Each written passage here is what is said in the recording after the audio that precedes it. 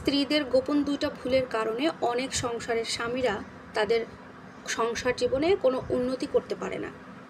আমার কথাগুলো শুনে হয়তো বা ভিডিওতে অনেক আপুরা মা বোনেরা আমার উপরে রাগান্বিত হতে পারেন, আমাকে ভুল বুঝতে পারেন, কিন্তু বিশ্বাস করুন এই কথাগুলো আমার নিজের বলা কোনো কথা নয়, এগুলো হাদিস শরীফে উল্লেখ করা আছে। স্ত্রীদের এমন দুইটা ভুল আছে যে গোপন দুইটা ভুলের কারণে সংসারে কোনো দিন শান্তিতে সংসার করতে পারে না, সুখ শান্তি কখনো থাকে না।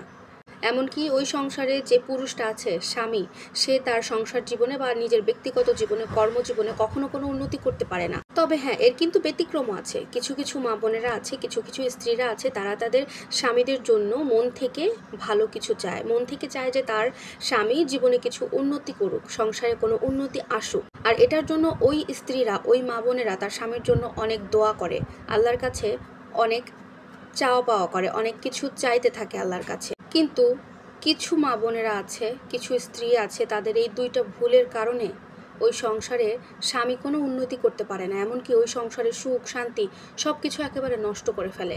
আর এই গোপন ভুলের মধ্যে প্রথম যে ভুলটা আসে সেটা হচ্ছে অকৃতজ্ঞতা। অনেক স্ত্রী আছে প্রচুর পরিমাণে অকৃতজ্ঞ, মানে আপনার স্বামী আপনার জন্য এত কিছু করতেছে, এত কষ্ট করতেছে, মাথার ঘাম পায়ে ফেলে আপনার মুখে হাসি ফোটানোর চেষ্টা করতেছে, আপনার সন্তানের জন্য এত কষ্ট করে যাচ্ছে, কিন্তু আপনি তার পরিশ্রমের, তার কষ্টের কোনো মূল্য আপনি দেন না।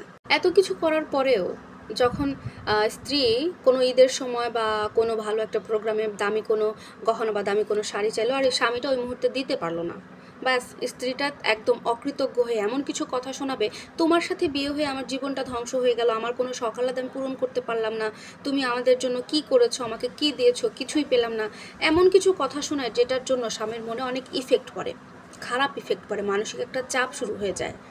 আর এই অকৃতজ্ঞতার কারণে যে মানসিক চাপটা স্বামীর মনে পড়লো, এইরকম চাপ পড়লে একটা পুরুষ মানুষ কখনো তার জীবনে ফোকাস করতে পারে না, কখনো তার জীবনে উন্নতি করতে পারবে না। 2 নম্বর পয়েন্ট হচ্ছে স্বামীর প্রতি রাগ দেখানো, জেদ দেখানো, মুখে মুখে তর্ক করা। এই কাজগুলো যে স্ত্রীরা স্বামীর সাথে করে থাকেন তাদেরকে রিকোয়েস্ট করে বলছি, এখনই নিজেদেরকে একটু সংযত করার চেষ্টা করুন।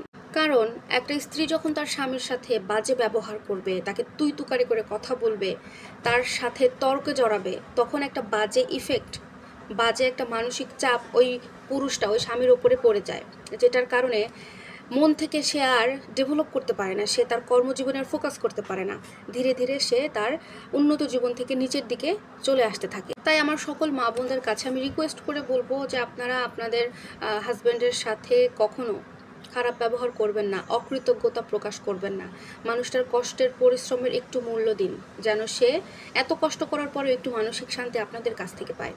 এবং আপনার স্বামীদের সাথে কখনো তর্কে জড়াবেন না, তার সাথে খারাপ আচরণ করবেন না, তাকে অপমান করবেন না।